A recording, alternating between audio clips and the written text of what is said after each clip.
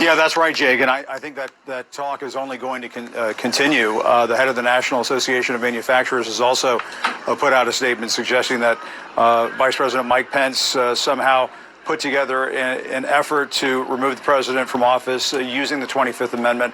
I will tell you, Jake, I talked to a source, a GOP source close to the president, who speaks with him regularly, and I take no pleasure in reporting this, but this source tells me that he believes the president is out of his mind. The quote used by this source is, "He is out of his mind." And the source said the president is so traumatized by his loss in the election.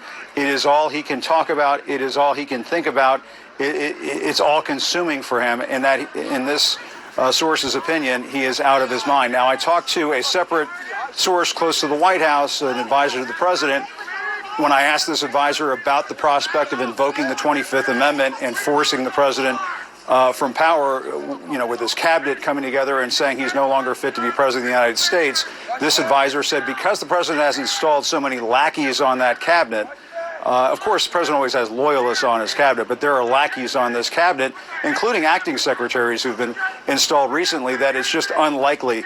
The probability of that happening is just not going to happen. And in the words of this advisor, I just don't think the cabinet is going to invoke the 25th Amendment. But it is interesting, Jake, and according to this advisor, aides and allies of the president have been having these kinds of conversations about whether or not the 25th Amendment's time has come when it comes to Donald Trump. But you don't want to get into that kind of conversation when talking about the president of the United States. You don't take pleasure in that as a reporter, using that kind of language. But when a source close to the president, and this is a source who has known the president a long time, talks with him a lot, says he's out of his mind, I think that is serious, Jake.